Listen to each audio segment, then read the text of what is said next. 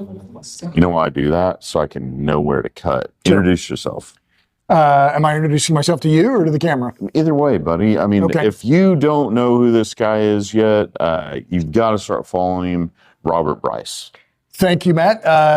My name is Robert Bryce. Who am I? Well, I'm a reporter on the energy sector.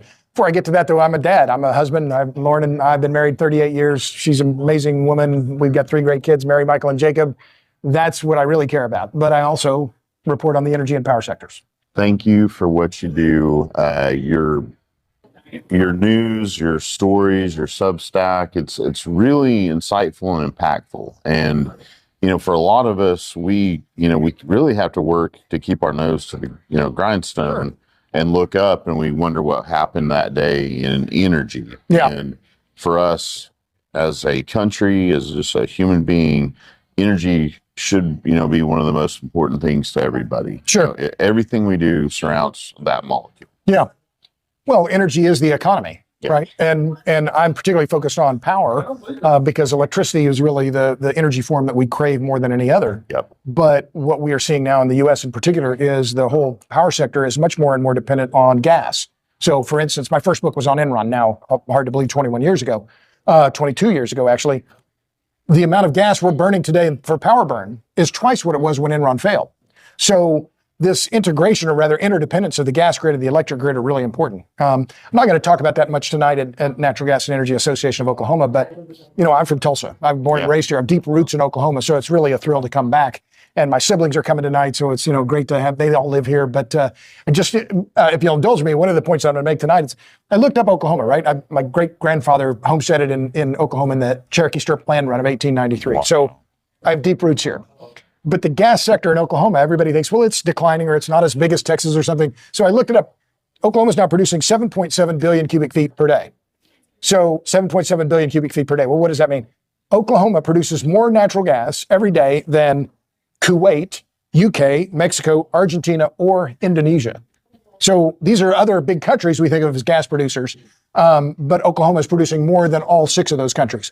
And further, I just looked it up. Gas production in Oklahoma today is twice what it was in 1967. So it's just indicative. It's very clear the technology, the application of capital, private ownership of mineral rights.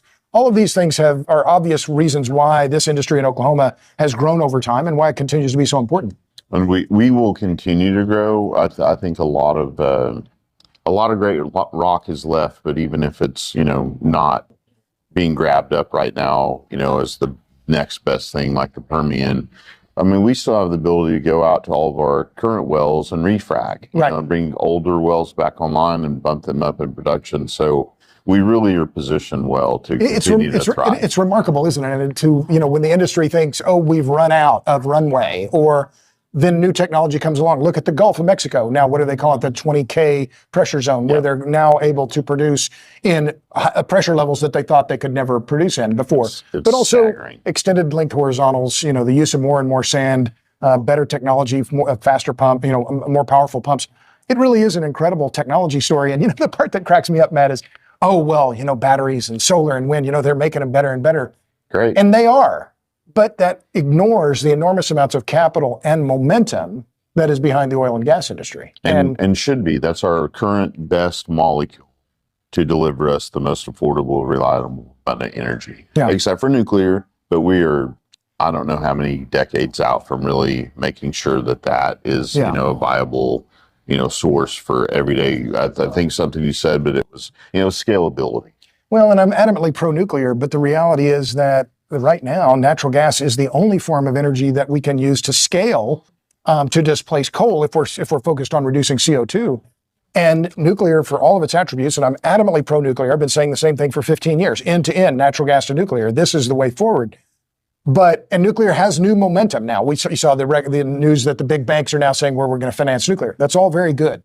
But don't forget, there's a very long lead time on nuclear. And it took decades for the U.S. nuclear sector to decline. It's going to take decades to bring it back. And we've had, a couple of 100 years to perfect oil and gas. So now we're drilling 4-mile laterals. It takes in ever shorter amounts of time with fewer people and fewer rigs. All the things. I'll give you another fact here, what I'll talk about tonight. Today in the Permian Basin, they're producing about 18 billion cubic feet of gas. The Permian by itself produces as much gas as Canada. Wow. And there's not a single gas rig running in the Permian. I mean, it's truly incredible, isn't it? All of it's associated gas. They're not actually trying to find gas. It's coming out of the ground. And last month, was it at Waha? They had days where the price was negative $4. I mean, that's how much gas there is in the United States. It's truly stunning. And we'll fix our own eyesore. I mean, we realize as an industry, any environmental waste, if you will, all the flares that, bother people.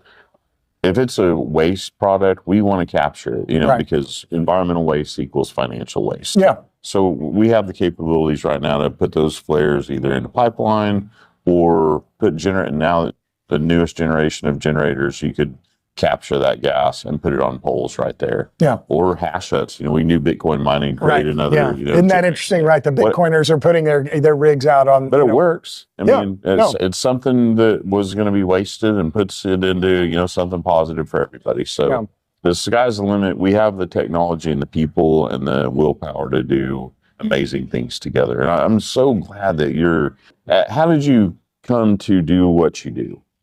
It's a good question. I told you I'm a native of Tulsa. My dad, Walter Bryce, wasn't in the oil business, in the insurance business. But he had friends who were in oil and gas. And so as a kid, I grew up, hunting quail in the oil field. And so I was around the equipment, but also around his friends and seeing what they were doing and hearing about the international nature of the business. And then when I started in journalism, I wrote some about oil and gas and energy, and I realized it didn't take me long, right? But longer than it probably should have. This is the world's biggest and most important business. And so, a few happy accidents and, occurred, and then wrote my first book on Enron because I was in a good position. I was writing for a technology magazine before Enron failed. I was in the Enron building in the June before the company failed. And so wrote that book. It came out in 2002. I wrote it in 6 months. One thing led to another. And then here I am. And, I consider myself incredibly lucky to do what I do. Just, to be able to do this business, talk to people, go travel around, tell people how smart I am.